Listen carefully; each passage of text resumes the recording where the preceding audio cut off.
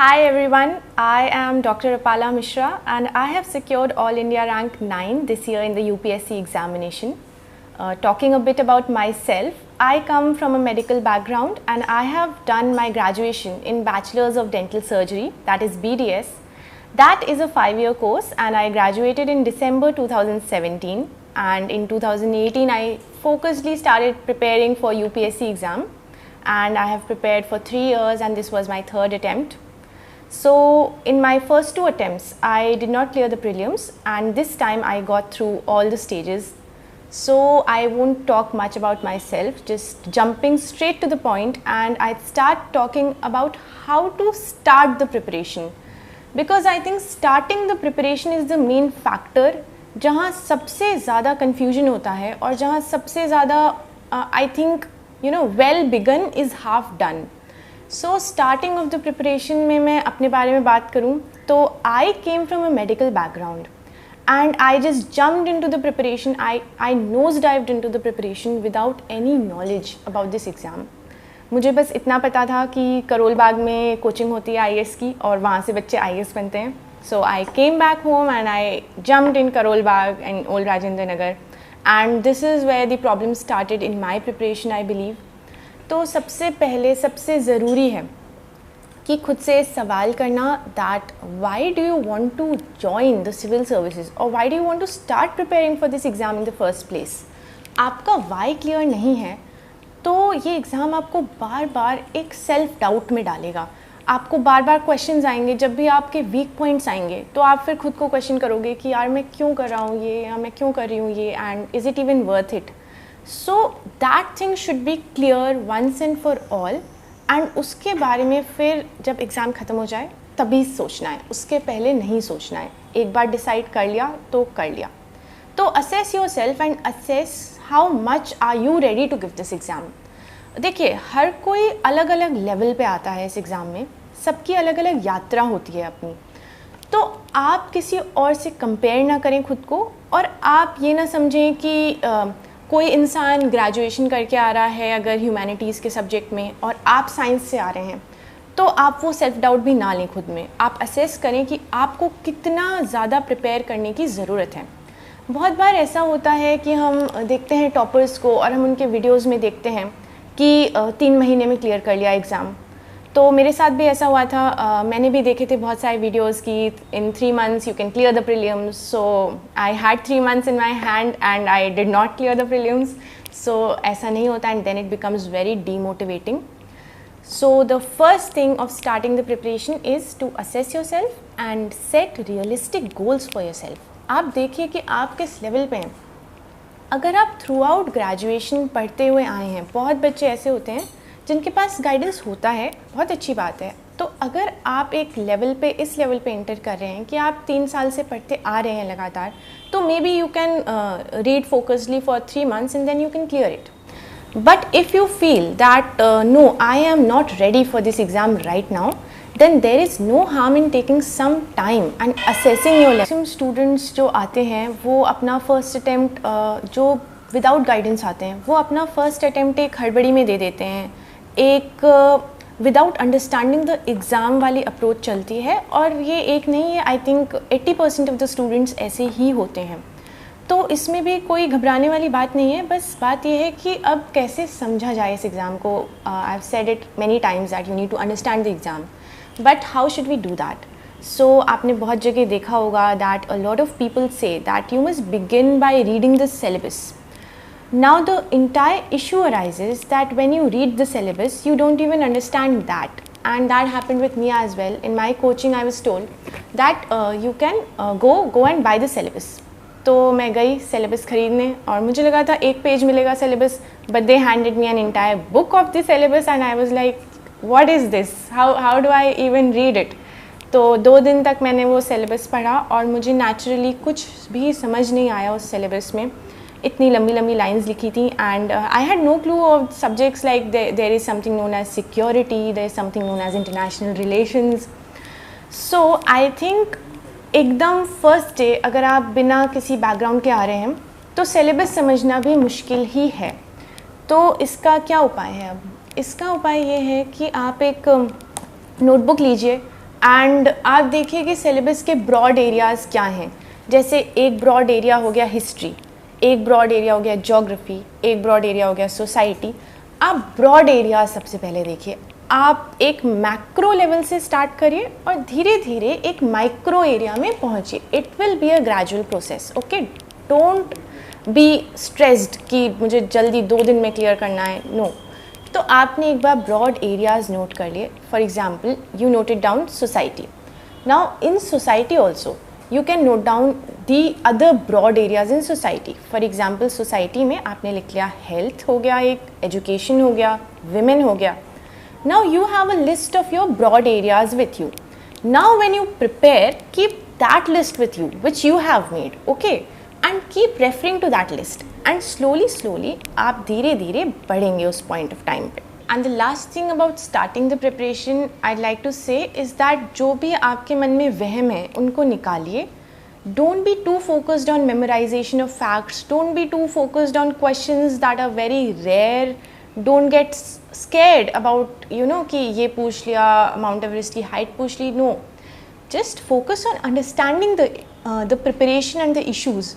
Whatever you read, आप एक basic सा न्यूज़ भी पढ़ रहे हैं फ्रंट पेज का, आप ओलंपिक्स के बारे में भी पढ़ रहे हैं, आप उसको अंडरस्टैंड करिए कि हाँ मुझे ये समझ में आया है और ये मेरे दिमाग में बैठा है. This is the first stage of your preparation. This is where your preparation begins. इसके पहले ना तो आप आंसर राइटिंग कर सकते हैं, ना तो आप प्रीलिम्स MCQ सॉल्व कर सकते हैं, ना ही आप सिलेबस समझ सकते हैं.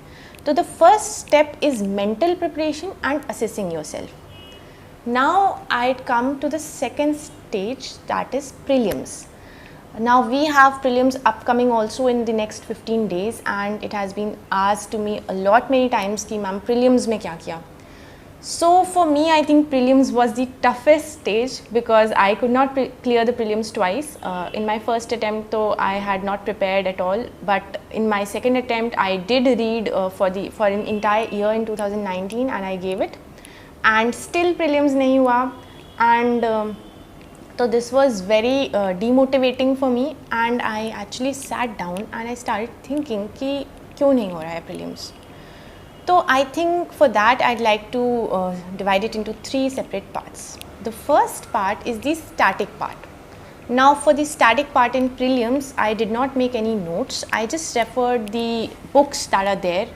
The standard books that you will get it anywhere in the internet also and in markets also, such as Spectrum for history and Lakshmikant for polity. These standard books, nothing very extraordinary.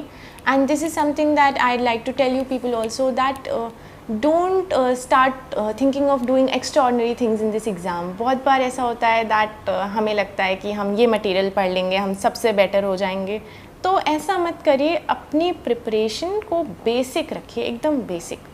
सबसे पहले आप ये basic books पढ़ेंगे, उनको mark करेंगे और उनको अच्छे से समझेंगे. The next thing is that you will start noting down the things that you don't know. What ever you come across, आपको हिस्ट्री का कोई बहुत अच्छा फैक्ट मिल गया, आपको जोग्राफी में कुछ प्रॉब्लम हो रही है, just note it down. For that I used OneNote or Evernote. I used to make online notes. But आप कुछ भी कर सकते हैं. तो एक बार स्टैटिक पोर्शन आपके हाथ में आ जाएगा तो you will also feel very confident of that. And I'd like to say कि प्रीलिम्स में एक्चुअल में everything is related to the static aspect only. Even current affairs जो होते हैं वो मोर और लेस कहीं ना कहीं रिलेटेड हो ही जाते हैं स्टैटिक से. तो आप स्टैटिक पे अपना फोकस पूरा रखिए एकदम 100%. Next part is of current affairs. So talking about current affairs, that is actually a very difficult and a very vast part of this exam. तो बहुत बार आपने सुना होगा कि नई न्यूज़पेपर मत पढ़ो, नोट्स पढ़ लो कोचिंग के. तो here I'd say that both are equally important.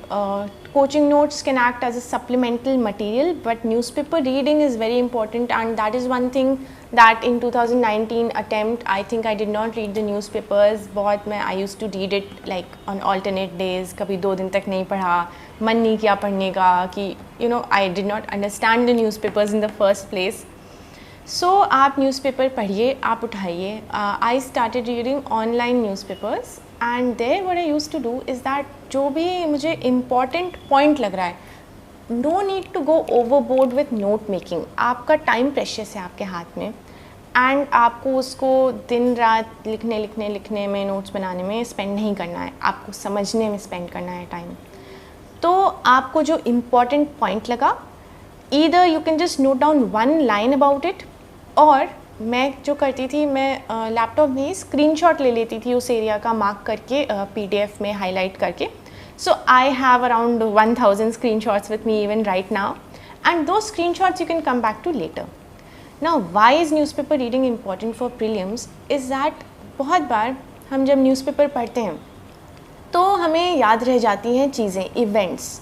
For example अगर मैं याद करूँ तो मुझे याद आएगा कि अभी इंडिया का विज़िट हुआ है USA में. तो if I read it in the newspaper then it will be somewhere in my subconscious mind, and if I see that option in the prelims तो मेरे को एकदम से स्ट्राइक करेगा कि हाँ ये सही है. Now if I only read the coaching material then what happens, information overload हो जाता है, और हम सब की एक लिमिटेड कैपेसिटी होती है. जितना भी हम मानना चाहें कि हम सुपर ह्यूमन्स हैं, ऐसा सच नहीं है. तो हमारा ब्रेन एक लिमिटेड फ्रेमवर्क में काम करेगा और हम उसको एकदम इंफॉर्मेशन ओवरलोड दे देंगे, तो इट विल बी लाइक एक तरह से एक मेमोराइजेशन टास्क हो जाएगा और वो हम अप्लाई नहीं कर पाएंगे. तो डेली थोड़े थोड़े डोज में न्यूज़पेपर पढ़ना, जो न्यूज़ आपको अच्छी लगे समझना, अप्रिशिएट करना, डिस्कस करना. आप किसी भी तरह करंट अफेयर्स में एक टच बना के रखें, क्योंकि वो टच ही बहुत ज़रूरी है आपको प्रीलिम्स क्लियर करवाने के लिए. Now coming to the third part of the prelims is that the MCQ practice. So when I say MCQ, so I'd start by saying that I would practice MCQs daily, 10 questions of any coaching website or 5 questions of any coaching website. That you can do definitely. रोज़ आप करेंगे तो एक तरह से आपका NAAC form हो जाएगा clear करने का प्रीलिम्स. आपको क्वेश्चन देखते ही समझ आ जाएगा थोड़ा साइकोलॉजी ऑफ द एग्ज़ाम कि what is that question trying to say और where are they trying to trick me. तो आप डेली कुछ क्वेश्चन सॉल्व करने का एक प्रैक्टिस बना लीजिए. For example I use to do it before going to sleep, after my dinner 10 o'clock onwards, 10 PM onwards. I use to sit, I use to read current affairs का कुछ भी किसी भी वेबसाइट पे, and I use to do the questions, and I made it a habit कि 10 o'clock के बाद मुझे यही करना है बस, और कुछ नहीं करना है. I think that is important, MCQ solving.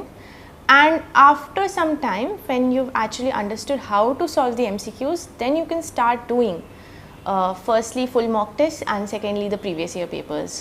And previous year papers, though, I cannot stress enough how much it is important. There are many websites which have compiled subject-wise previous year questions. You can start by doing that. Then you can go on to full previous year papers and you can solve the previous year papers at least 2 or 3 times. Don't think कि एक बार देख लिया तो हो गया, repeat नहीं करेंगे. You know, there are many myths that we don't repeat the questions, और UPSC में तो कुछ भी आता है unpredictable. But actually if you look at the previous year questions, there is a template, and that template, even if 4-5 questions you are able to crack it, then that will be of great help. For example, environment के questions मुझे लगता है कि बहुत ऐसे हैं कि repeat मतलब वो टेम्पलेट सेम रहता है. फॉर एग्जांपल एनिमल्स कहाँ पाए जा रहे हैं, कौन सा क्रिटिकली एंडेंजर्ड है, कौन सी स्पीशीज़ कहाँ है. तो all this should be on your tips, and I think this is enough for prelims. अगर हम अपकमिंग प्रीलिम्स की बात करें कि in the next 15 days what you should do, so सबसे पहले तो you should not take any stress. अब आ रहा है एग्ज़ाम, सबके लिए आ रहा है, आपके लिए भी आ रहा है. अपने ऊपर भरोसा रखिए कि आपने पढ़ाई की है, and you will be able to solve questions in this exam. बहुत कॉमनली ऐसा लगता है हमें कि हमने कुछ पढ़ाई नहीं की, कुछ आ नहीं रहा है, एक बहुत ही डीमोटिवेटेड फीलिंग आना प्रीलिम्स के एक हफ्ते पहले या 10 दिन पहले. That is very common, and trust me, before the prelims even I was freaking out कि मतलब I was very scared of the prelims, and I could not clear the prelims before, so it was like मेरा क्या होगा. But the thing is that you've read it, things are in the back of your head and you will be able to solve it. अभी last 15 days में आप क्या क्या कर सकते हो, तो एक चीज़ तो आप ये कर सकते हो कि अपने स्टैटिक पोर्शन को आप रिवाइज़ कर सकते हो. Why static portion is because static portion ऐसा है जो कि चेंज नहीं होगा वो, because that is why it is set static. तो स्टैटिक में आप कमांड रख सकते हो अपना। स्टैटिक में आपको इतना ज़्यादा फ्लक्चुएशंस का नीड नहीं है, और एक बार आप रिवाइज़ कर लोगे, for example history you can, the summary you can revise. Geography में I think you must revise the maps and the atlas. Maps बहुत इंपॉर्टेंट है क्योंकि एक तो वो स्कोरिंग होता है, दूसरा उसमें मैच द फॉलोइंग टाइप के क्वेश्चंस आते हैं जो कि ईज़िली आप कर सकते हैं अगर आपने मैप्स अच्छे से प्रैक्टिस किए हैं तो I think these are the 2 areas जहाँ पे आपको एक्सट्रीमली फोकस करना चाहिए। लास्ट 10 डेज़ में आप थोड़े प्रीवियस ईयर क्वेश्चंस भी देख सकते हैं, प्रैक्टिस कर सकते हैं, लेकिन अभी मुझे लगता है लास्ट 10 डेज़ में कोई मॉक करना कोचिंग का वो उतना एडवाइजेबल नहीं रहेगा, because if you get low marks then you might get demotivated and that is not good. You should not put yourself in positions of self destruction और harm जहाँ पे आप खुद से खुद को डिमोटिवेट करें। आप मोटिवेटेड रहिए एकदम, और आप देखते रहिए कि आपके लिए क्या सूट कर रहा है, एक कामनेस बना के रखिए और बस हो जाएगा। एक चीज़ मैं इसमें ऐड करना चाहती हूँ कि just have an idea of the range of the questions you will attempt, and while it is said that you should not go to the exam with any preconceived notions, but ऐसा मैंने अपने लिए feel किया अपने experience में कि in the first prelims I attempted around less than 80 questions in 70s, and that was not well. And in mocks also, when I attempted questions in 70s, then I could not score well. But if I attempted more than 90, then every time I used to score well. तो मैंने भी ये कहीं ना कहीं सोचा था कि 90 प्लस क्वेश्चंस करना शायद मेरे लिए फेवरेबल रह रहा है, मेरे शायद गेसेस बेटर वर्क कर रहे हैं अगर मैं ज़्यादा करूँ तो आप एक हल्का सा आइडिया रखिए अपने रेंज का कि कौन से रेंज में आपके बेस्ट मार्क्स आ रहे हैं। डेफिनेटली पेपर देख के उस दिन उस मोमेंट पेपर इजी है डिफ़िकल्ट है उसमें बहुत मैटर करेगा, but just knowing that may be attempting a few more questions can give you good marks, तो एक थोड़ा सा अपने ब्रेन में बना के रखिए। और बाकी CSAT की प्रिपरेशन तो करना ज़रूरी है ही। तो I think this is all for prelims from my side. Now coming to the second phase of this exam, that is the mains exam. Now the mains exam is very important because the mains exam will decide your rank. तो इसलिए mains पे focus करना बहुत ही ज़्यादा important है, and mains पे focus करने के लिए आपको अच्छे से पढ़ना और समझना बहुत इम्पॉर्टेंट है। Now firstly I will start by saying कि आप एक बहुत मैकेनिकल अप्रोच ना रखें मेंस के लिए। There are a lot of people who advocate कि आप स्टार्टिंग में ही आंसर राइटिंग करने लग जाएं और आप स्टार्टिंग से ही मेंस के नोट्स बनाने लग जाएं, but the मियर fact is that आप स्टार्टिंग में इतने न्यू होते हैं कि आप नोट्स जो बनाएंगे वो डेफिनेटली उतने बेटर लेवल के नहीं बनेंगे जो हमें चाहिए मेंस के लिए। और अगर आप आंसर्स लिखेंगे तो आपको खुद नहीं समझ में आएगा कि आप क्या आंसर लिख रहे हैं, and at the end of the day you will just start copying answers from websites and you'll think you're writing answers, but actual में आप बस नोट्स ही बना रहे हैं और अपना टाइम ही वेस्ट कर रहे हैं। तो for mains I say that again start by the static portion. आप अपने सबसे पहले अपने सिलेबस को 4 नोटबुक्स में डिवाइड कर लें। Now these notebooks would be GS1, GS2, GS3 and GS4. Now these will be your notebooks. Either you can make them online or you can make them in a hard copy format. I made them online. तो अभी क्या है, वो notebooks आपके value addition के लिए हैं। So I did not make any separate notes for either prelims और mains. I just made notes of topics for which you have to add value, और topics which can fetch you more marks, और topics which are not there, not present in books. जो book में है वो sufficient है, book में लिखा ही है, तो उसको like according to me I think मुझे बहुत टायरिंग लगता था नोट्स बनाना, so I use to avoid making notes because मैं थक जाती थी and then my entire day would be ruined and I just note making did not go with me. But if you are someone who likes to make notes और जिसको याद ही notes बना के होता है, तो then you can definitely make notes. तो अभी नोट्स बने हो नहीं बने हो, लेकिन ये 4 नोटबुक्स आपके पास ज़रूर होनी चाहिए 1, 2, 3, 4 की. नाउ 1, 2, 3, 4 में अब आप ब्रॉड एरियाज़ डिवाइड कर लेंगे. फॉर एग्ज़ाम्पल मैं कहूँ GS1 में, तो GS1 में आता है सोसाइटी. अब आप इसमें लिखेंगे क्या इन नोटबुक्स में? So I say here you have to write data and the most important thing is examples. So examples, why examples? Because examples एक ऐसी चीज़ होती है जो कि आपके आंसर में फ्लेवर डाल देती है. पता लगता है कि ही और she knows this subject very well. And where will you get these examples from? तो वो एग्जाम्पल्स आपको आपकी डेली लाइफ में मिलेंगे, डेली न्यूज़पेपर में मिलेंगे. फॉर एग्ज़ाम्पल कल ही मैं सोशल मीडिया पे एक न्यूज़ देख रही थी that a women was not allowed to enter a restaurant because she was wearing a sari. And this was a news hyped up and my dad forwarded it to me, I think. तो ये एक बहुत ही मामूली और बहुत ही unimportant news लगे शायद, लेकिन you can use this as an example. You can use this as an example in society and you can use this as an example in ethics. और आप एक लाइन लिखेंगे एग्जाम्पल, और एग्जामिनर ने भी डेफिनेटली वो न्यूज़ देखी ही होगी क्योंकि वो ऐसे सोशल मीडिया में पॉपुलर हो रही है. तो when the examiner would see कि अरे आपने तो वही लिखा है जो उन्होंने देखा था, तो he would feel happy and he would give you marks.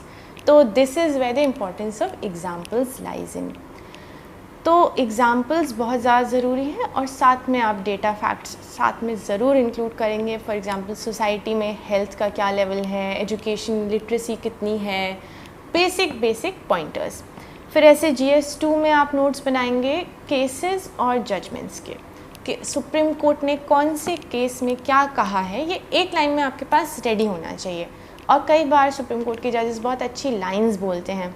For example एक फेडरलिज्म के लिए लाइन थी that federalism is like a Perl necklace. तो वो जो धागा है वो सेंटर है एंड उसमें जो मोतियाँ हैं पिरोई हुई वो स्टेट्स हैं. तो I really like that line and I noted it down immediately. I don't know where I read it and I use that line in my answer also. तो आपके पास सारे जजमेंट्स होने चाहिए. बहुत सारे जजमेंट्स बहुत पॉपुलर हैं लेकिन हम एकदम ही भूल जाते हैं आंसर राइटिंग के टाइम कि हम मेंशन करें उन जजमेंट्स को. बहुत सारे आर्टिकल्स हैं जो इतने इंपॉर्टेंट हैं एंड आप सबको पता है, राइट टू इक्वालिटी सबको पता है, लेकिन हम फिर भी उसको आंसर में लिखना भूल जाते हैं.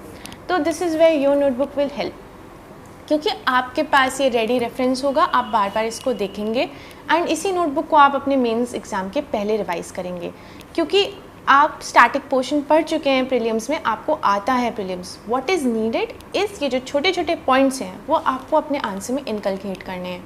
एंड वो तभी आएंगे जब आप एग्ज़ाम के एक दिन पहले सुबह वो छोटे छोटे पॉइंट्स पढ़ के जाएंगे एंड बस जाके आपकी फ्रेश मेमोरी में रहेंगे. आपके आर्टिकल्स फ्रेश रहेंगे, DPSP आपके फ्रेश रहेंगे, फंडामेंटल ड्यूटीज़ ये सब इतने इंपॉर्टेंट हैं. आप इनको इंट्रोडक्शन और कंक्लूजन में डेफिनेटली लिख सकते हैं. फॉर एग्ज़ाम्पल इन्वायरमेंट में सस्टेनेबल डेवलपमेंट गोल्स हैं एंड आई थिंक मैंने कम से कम 3-4 कंक्लूजन्स में SDGs को यूज़ किया है. तो बस ये जो छोटे छोटे पॉइंट्स हैं आप अपनी नोटबुक में लिख लीजिए और उसको एकदम याद कर डालिए. नाउ दिस डेटा जो आप नोट करें, फॉर एग्ज़ाम्पल आप इकोनॉमी का डेटा नोट करें, तो this will also help you in prelims and also help you in interview stage. क्योंकि प्रीलिम्स में भी बहुत बार क्वेश्चन आते हैं कि हाईएस्ट स्टेट में कौन सा सीरियल है या इकोनॉमी का GDP कितना चल रहा है. If you have that data for mains then you already know the answers for prelims and you can also use it for your interview. आपसे कोई सवाल पूछा कि how is the economy doing, तो आप तुरंत डेटा बता सकते हैं कि सर इतना इतना है GDP and they will feel impressed कि हाँ this person nose the answer. तो आपने बहुत कम मेहनत में बहुत अच्छे से ब्यूटिफाई कर दिया है अपने आंसर्स को. The second thing that I'd say in the mains exam is about answer writing. Now, when to begin answer writing is, I think, the biggest question here in the UPSC examination, and I'd say never begin answer writing on the first day unless you have been reading in your college and graduation days. यहाँ आपके पास ऐसा guidance है जो आपको help कर रहा है answer writing में. अनलेस ऐसा कुछ नहीं है तो आप फर्स्ट डे पे स्टार्ट करके answer writing you just fooling your own self, क्योंकि आपको भी पता है that you are not at that stage where you can write the answer. तो आंसर राइटिंग स्टार्ट करें स्टैटिक पोर्शन से. Never jump straight away into current affairs for answer writing, क्योंकि current affairs एक ऐसा डायनेमिक चीज़ है जो कि एक ब्रॉडर और बेटर अंडरस्टैंडिंग चाहता है. एंड जब तक आप स्टैटिक पोर्शन में कमांड नहीं रखेंगे तब तक आप करंट अफेयर्स के आंसर्स नहीं लिख पाएंगे. तो आप सबसे ईजिएस्ट स्टैटिक पोर्शन से स्टार्ट करें आंसर राइटिंग. फॉर एग्ज़ाम्पल अगर आपको हिस्ट्री अच्छा लगता है तो आप हिस्ट्री में आपने पढ़ा, आपने गांधीयन फेज़ पढ़ लिया मान लीजिए, तो आप उसी दिन रात को गांधीयन फेज़ पे 2 आंसर्स लिख के सोइए। तो जो आपने पढ़ा है वो आपका रिवाइज़ हो रहा होगा और आपकी आंसर राइटिंग प्रैक्टिस हो रही होगी। एंड ऐसा मैंने भी किया था। Even right now before the interview when I thought I should be preparing आगे, तो I was writing answers for history only. तो ऐसा करने से एक तरह से हिस्ट्री आपका मजता जाएगा, आपकी पढ़ाई भी होती जाएगी एंड आपका आंसर राइटिंग प्रैक्टिस भी होती जाएगी। ऐसे करते करते जो भी सब्जेक्ट आप पढ़ रहे हो उस दिन, भले आप इकोनॉमी पढ़ रहे हो, पॉलिटी पढ़ रहे हो, just pick up 2 questions every day and write it down. ठीक है, ये आपका डेली रूटीन में, या तो आप दोपहर में सोने, like I use to sleep in the afternoon, so I use to wake up and write 2 answers, ऐसा मैंने स्टार्ट किया था। डेफिनेटली ये ऐसी चीज़ है जो कि हम बीच बीच में छोड़ देते हैं। हम 4 दिन लिखते हैं आंसर्स, फिर 5वें दिन वी फील लेज़ी दैट नहीं लिखना है, but try to continue it जितना हो पाए। आप हफ्ते में 3 दिन रखें आंसर राइटिंग के लिए, आप 2 दिन रखें, सैटरडे संडे करिए, but do it for sure and don't do it from areas that you have not red, do it from areas जो आपने अभी अभी प्रिपेयर किए हैं। इवन उसके बाद आप करंट अफेयर्स पे मूव करिए। फॉर एग्ज़ाम्पल आपने पॉलिटी पढ़ा एंड करंट अफेयर्स में कोई न्यूज़ आई है गवर्नर रिलेटेड या एंटी डिफेक्शन लॉ रिलेटेड, तो then I think then you will be capable enough to write answers for current affairs. और ऐसे करके इन 2 फेजेज़ में आपकी आंसर राइटिंग चलेगी। देन उसके बाद जब आपका करंट अफेयर्स स्टैटिक सब हो गया है, तो फिर आप एक कॉम्पोजिट आंसर राइटिंग करिए, आप फुल टेस्ट दीजिए। आपका हिस्ट्री ख़त्म हो जाए, आप हिस्ट्री का फुल टेस्ट दीजिए, ज्योग्राफी ख़त्म हो जाए, ज्योग्राफी का फुल टेस्ट दीजिए, बट बिल्कुल भी ओवरबोर्ड नहीं जाना है, आराम से चलना है। बहुत लोग आपको मिलेंगे जो कि 10-10 आंसर लिख रहे होंगे रोज़, हफ्ते में 3 टेस्ट दे रहे होंगे। देखिए, all this is very difficult and you should not try to overburden your self की जिससे आप ही को एंजाइटी होने लग जाए। तो संभल के चलना है, लिखते हुए चलना है। And in the mains exam, one more important thing is the essay and ethics paper. इसके लिए I'll also talk separately and elaborately in another video, but I'd say that don't neglect these papers. These are very important and I think these are the papers which might have saved me. I don't know yet, but for essay I think I worked really hard for essay because I somehow knew that essay could be an area of my strength. तो इसलिए essay में मैंने सोचा आपके जो strong points हैं उसको आपको और strong करना चाहिए, और वहाँ आपको you should make sure that this is my strength, so I am definitely going to get my marks here.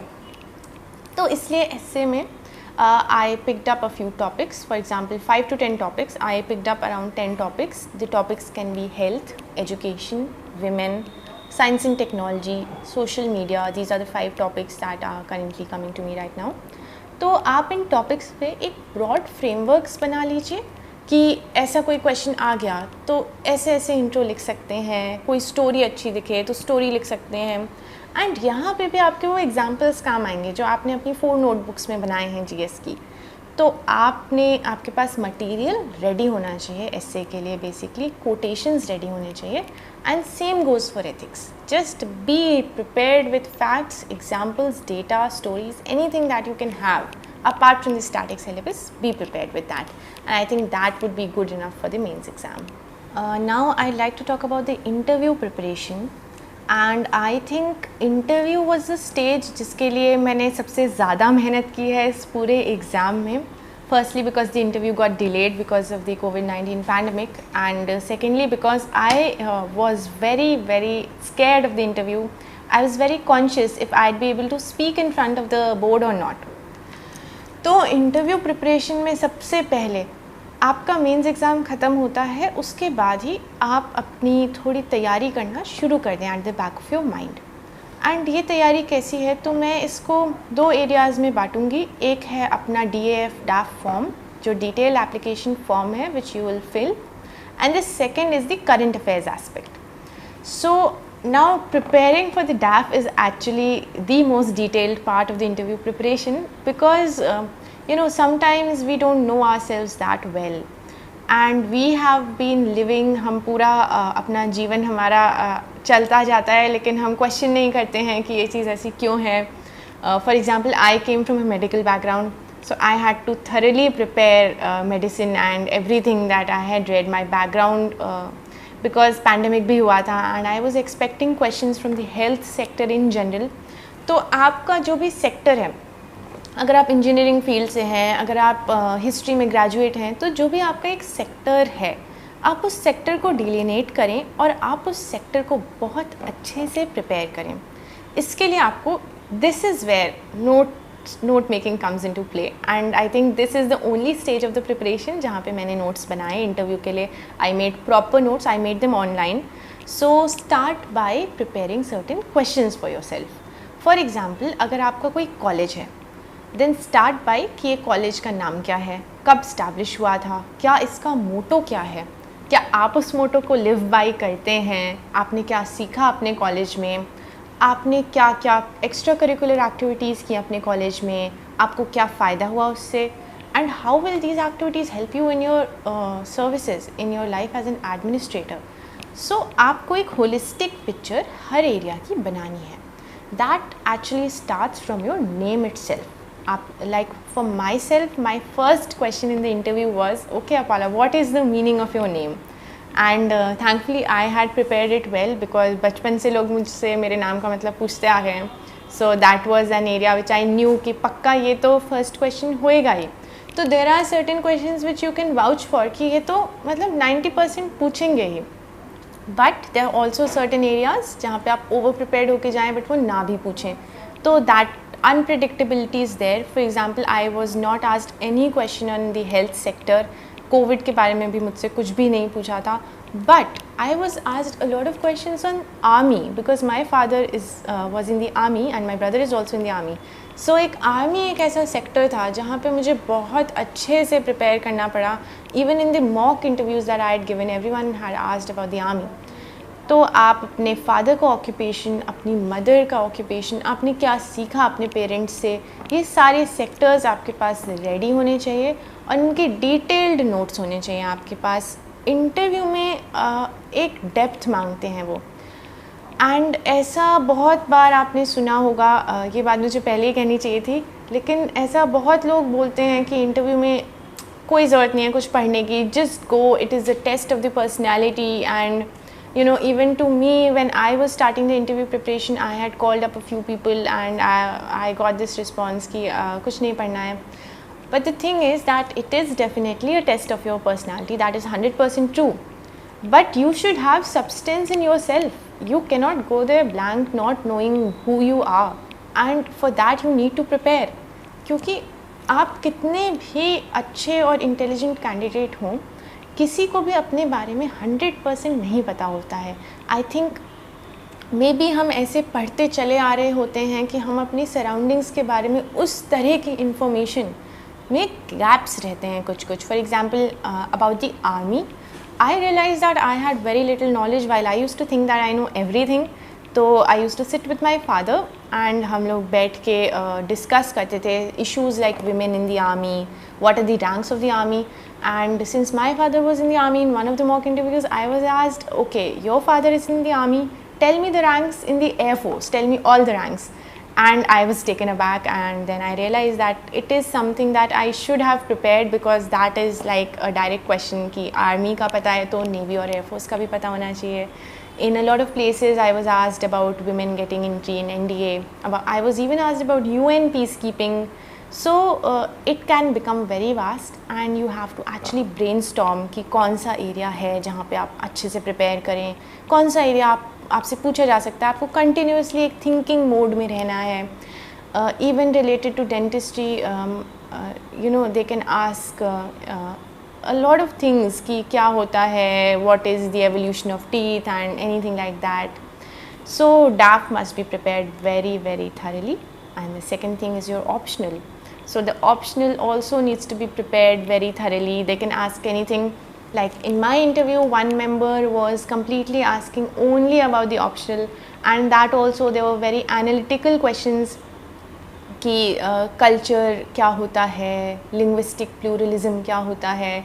So there were a lot of analytical questions which was somehow somewhere related to anthropology, and that went on for entire 15 minutes in my interview. तो ये आपका preparation phase बहुत ज़रूरी है. And the third thing is the current affairs. तो interview में you can not compromise on current affairs. You need to understand current affairs. दिल से आपको पढ़ना पड़ेगा. मेंस में, प्रीलिम्स में फिर भी you can just read things and get through, but in interview you need to understand them with your complete heart. तो जो भी न्यूज़ आ रहा है, you start watching the news. For example, I used to watch WION for international relations, and just RSTV is there. Start watching the debates on RSTV.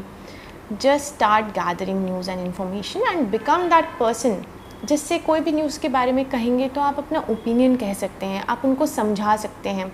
आपका उद्देश्य ये होना चाहिए कि आप एक ऐसे इंसान बने इंटरव्यू प्रिपरेशन के एंड तक जिससे कोई फ्रेंड आए पूछने के लिए कि यार ये क्या इशू है, ये एग्रीकल्चर बिल्स का क्या इशू है, and you can actually sit and explain it to them कि हाँ यार ये इशू है, और बहुत कॉन्फिडेंस के साथ.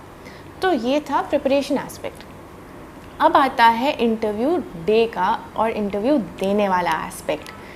Now you need to know here कि आपकी क्या स्ट्रेंथ है और क्या वीकनेस है, just like any other part of the exam.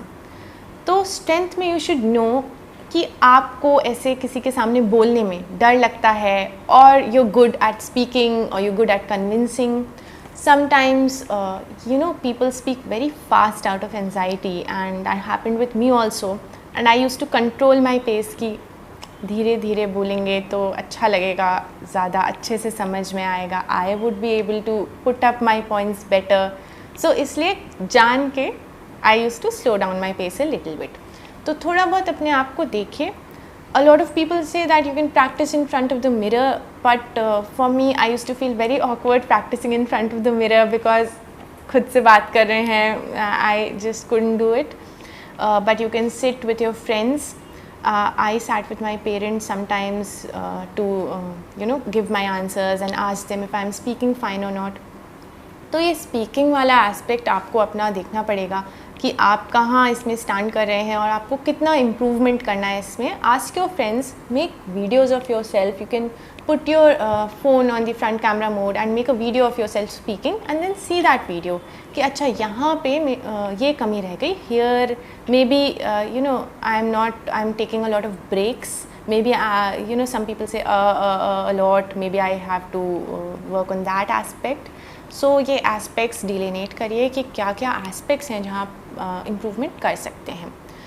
और फिर आप इंटरव्यू डे में जाएंगे, आपका आएगा कॉल. बिल्कुल काम रहना है. कोई वहाँ पे एक एटमॉस्फेयर ऐसा रहता है जो कि बहुत मैच्योर एंड बहुत कॉर्डियल एटमॉस्फेयर रहता है.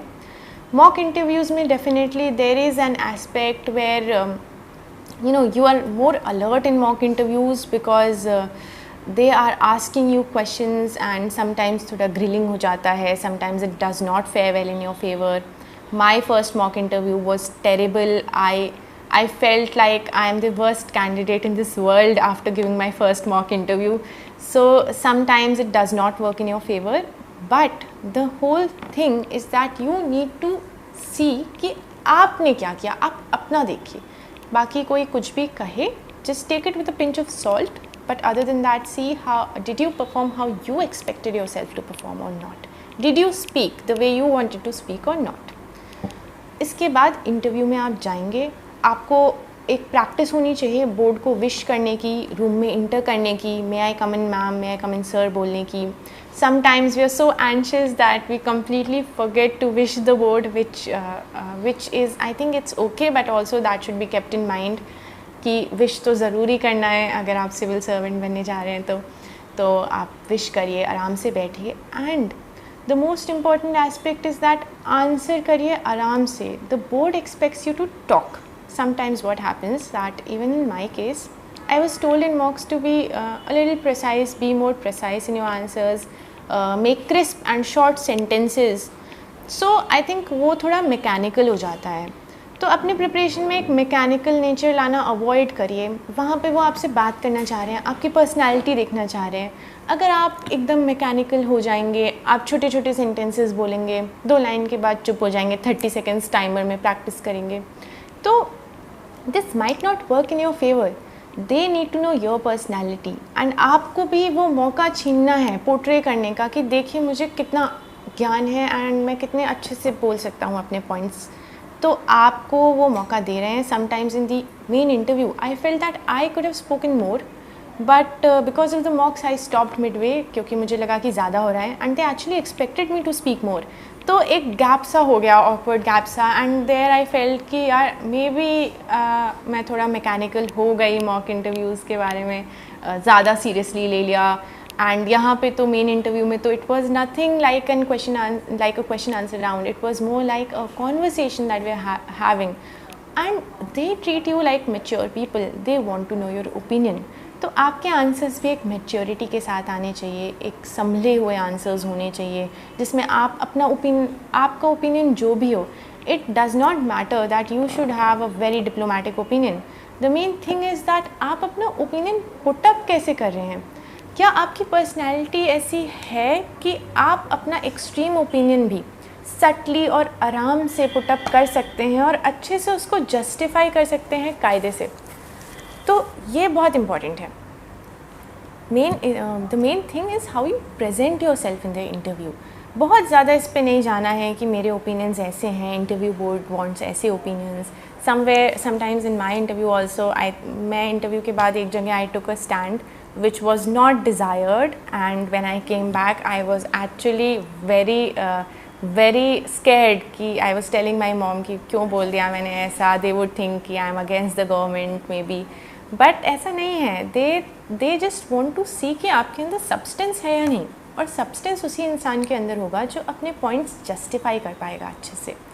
तो I think just go in the interview room with full confidence, and कुछ नहीं है, आपको सब आता है, you've prepared for 1 year, you've reached this stage, now just go there and talk, that is all you have to do. Thank you.